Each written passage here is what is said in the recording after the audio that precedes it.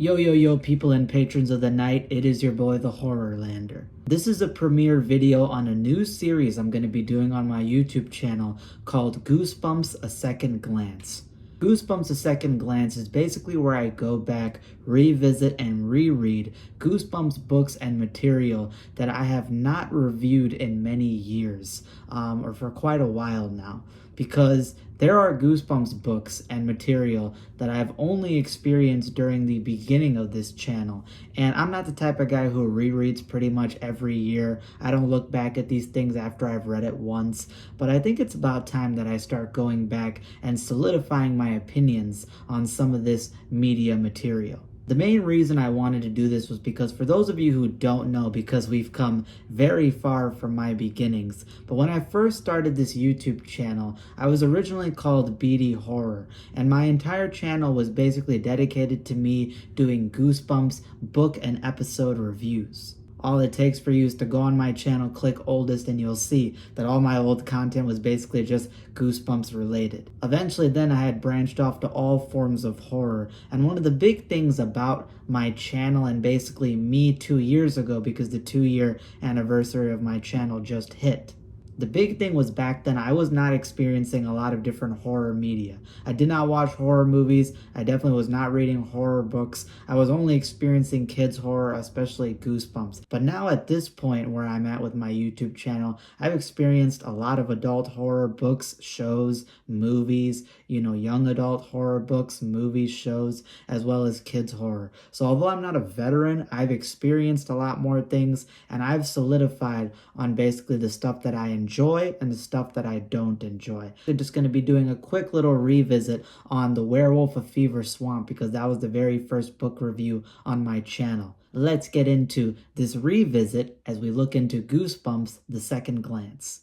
One of the biggest positives about this book that I saw upon a reread was just how well written it is. That's not me saying this is the best Goosebumps book. It's definitely not the best Goosebumps books out there. I have quite a few that I think are better than this one. But just from the writing standpoint, RL Stine really ventured into his bag with this one. The setting descriptions are fantastic involving Fever Swamp.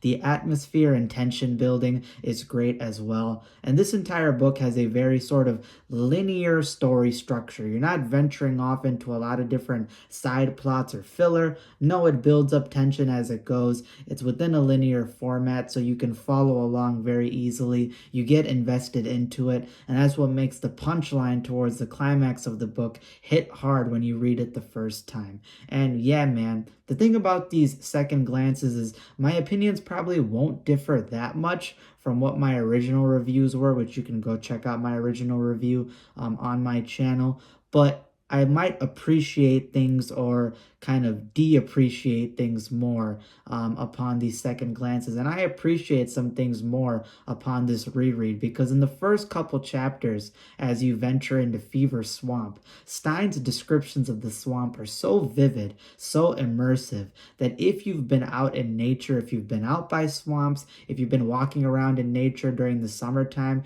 you feel like that although it's a chapter book with no pictures, you are being teleported right into this setting, and you can imagine it so vividly. I almost felt like at a couple points that I was being transported over to this Everglades type of swamp. The creatures skittering around, the various different noises you hear in the swamp, the descriptions of the bogs, the marsh, the mud, the swampy water.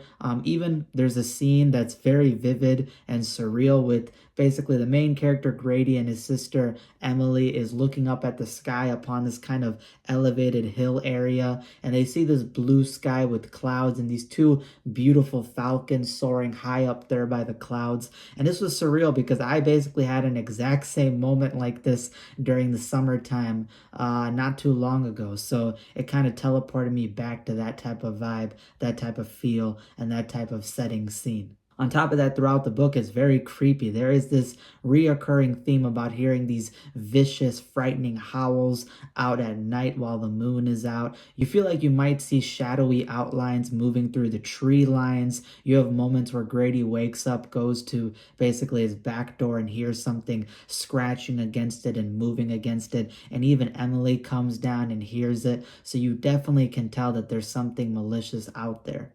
You also have the very creepy and weird swamp hermit who's basically kind of leading you on to maybe thinking that there's more than meets the eye with him. He is quite creepy. He gives off that sort of deranged person vibe, and that also sort of creeps you out as you're reading, especially when most of the time you see him out in Fever Swamp. So you're out stranded in the middle of nowhere in this unfamiliar territory with a potentially dangerous man. You also have animal cruelty where you have these very vicious animal sort of carcass scenes. Obviously, there's no direct animal attacks, but you'll have ripped up bird carcasses, rabbit carcasses, deer carcasses, as you see some of the carnage of this potentially malevolent force that's out there in the swamp. And these are very vivid kind of gory scenes, like the scene where Grady finds a heron bird that's ripped up. He describes it being ripped open in half, all bloodied up, fleshy, with feathers everywhere. There's a scene of the rabbit carcass also ripped up and its ear is torn off. These are just very disturbing and vivid scenes of just pure carnage and violence, which hypes up what might be lurking out there in Fever Swamp, what's responsible for the howls, and very clearly, as the book says, what might be a werewolf. The creepiness is enhanced with a certain scene, a certain piece of dialogue, while Grady and Emily are lost out in Fever Swamp and they're running away. Basically, Grady ends up tripping on this kind of upraised tree root, and he describes that this tree root is basically bone-like with how white it is, and it resembles to him like a skinny white leg jutting out of the swamp and tripping him, which was a very creepy scene. Just the idea of this kid running for his life through this swamp, and you describe what's to be a skinny white severed leg tripping him out of the muck is just very disturbing. And again, it just shows that Stine was in his bag. The tension, the creepiness, the setting, it all enhances the story and basically builds up to that punchline towards the climax. Now, with that being said, when you actually do get to the climax, upon this second glance read of mine, it is a little bit, I guess you could say, anticlimactic because it's definitely not that action-packed as one might expect. When you first read it, you're sort of kind of swayed by the punchline. You get that nice twist. But upon the reread, when you already know what's going to happen, you can kind of observe the actual chapter itself. And in that chapter, yeah, it is scary. You know, it is intense, involving a certain attack scene, a certain encounter between the protagonist Grady and something out there in the swamp, and a big twist reveal. But it only lasts one chapter. And after that, it sort of just moves on with the story. That is much different to the Fever Swamp episode where there's a lot more action basically in that one. And that's why the Fever Swamp episode to me is basically perfect or fantastic, while the book is just really good because Fever Swamp's episode basically enhances the swamp hermit's backstory, adds way more to his character. There's a lot more action scenes. You get a lot more involving potentially the main threat in the book, the werewolf. You guys know it's a werewolf.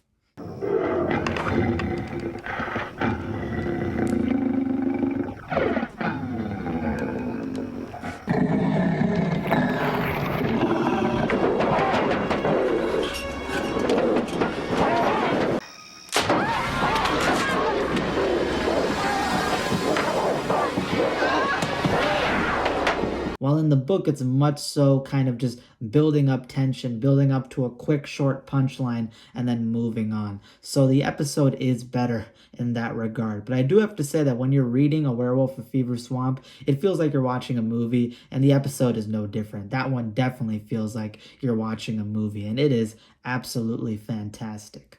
So yeah, I can understand that for some people there may not be as much werewolf action and werewolf focus as you may expect. Again, it's a very iconic Goosebumps book. You have the fantastic cover. It's amazing. That cover is just great with the giant full moon in the background. Obviously, the iconic werewolf howling, the clothes on the ground. So you get the idea that with the title and with the cover and the iconic status, there's going to be a lot more werewolf action than there actually is. So you might be a little bit disappointed with that, especially when you compare to the episode that improves on that a lot more. But with that being said, I have to say that upon a second glance, this is some of Stine's best writing. It does seem like he put in the effort. It does feel like a good read. And if you've not read A Werewolf of Fever Swamp in a long time, or maybe it's a first read, I can see this one landing very high with a lot of you guys. And even upon a reread, I still feel that you can have a great time. So overall, this is still a really good book. I would keep it to a 9 out of 10, kind of dropping it down a little bit from when I had first read it, but nonetheless, it's still a really good read, and I enjoyed it. And for those of you out there, you should definitely go check it out, whether it be your first read, whether you're checking it out after a long time, or maybe you've read it and you just need to reread it now. Please go check it out again, because I think you guys are going to have a good time with it. That's all I really got for today. So upon the second glance, this one does hold up. It drops down a slight bit, but nothing too crazy. So yeah, I still feel this is an iconic Goosebumps book, without a doubt. And I had fun upon this reread. If you guys enjoy this type of content and you want to see more of the Goosebumps The Second Glance or other kids horror reviews, hit that subscribe button, hit that like button, and comment down below your thoughts about A Werewolf of Fever Swamp. How do you feel about it? Have you reread it? Has it changed your perspective? Just leave any of your thoughts down below, and if you got really nothing, just leave something nice and positive, because hey man, it always makes me feel good. If you also like adult horror and young adult horror, I have other content like that on my channel. And yeah, I did say I'm going to take a break, so I'm going to have very infrequent uploads, but I had time to just drop an upload right now, so I thought I'd drop something nice for you guys. But that's all I got for today. Gotta get back to my college work, and I'll be seeing you guys whenever I see you guys. Deuces. Arrivederci.